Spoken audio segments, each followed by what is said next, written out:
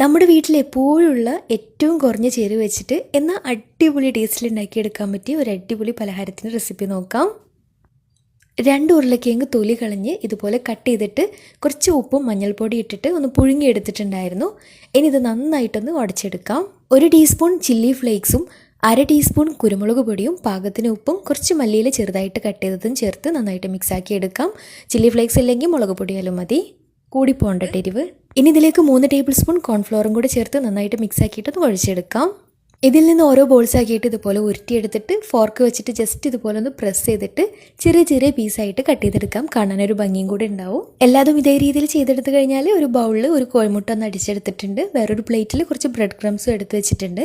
ഇനി ഓരോ പീസും മുട്ടയുടെ മിക്സിലൊന്ന് മുക്കിയിട്ട് ബ്രെഡ് ക്രംസിലൊന്ന് കോട്ട് ചെയ്തെടുക്കാം. എല്ലാതും ഇതേ രീതിയിൽ ചെയ്തെടുത്ത് കഴിഞ്ഞാൽ ഒരു പാനിൽ കുറച്ച് ഫ്രൈ ചെയ്യാൻ ആവശ്യമായിട്ടുള്ള ഓയിൽ ഒഴിച്ചു കൊടുക്കാം. നന്നായിട്ട് ചൂടായിട്ട് വരുമ്പോൾ അതിലേക്ക് ഇട്ടിട്ട് ഫ്രൈ ചെയ്തെടുക്കാം. 2 ഭാഗവും മൊരിഞ്ഞ് വന്നാൽ എണ്ണയിൽ നിന്ന് മാറ്റാം.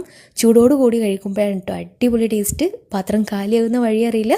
തീർച്ചയായിട്ടും ട്രൈ ചെയ്തിട്ട് ഫീഡ്ബാക്ക്സ് അറിയിക്കണേ. ഇതുപോലുള്ള ഈസി റെസിപ്പികൾക്ക് പെപ്പറേറ്റ് ഫോളോ ചെയ്ത് സപ്പോർട്ട് ചെയ്യാൻ മറക്കരുത്. താങ്ക്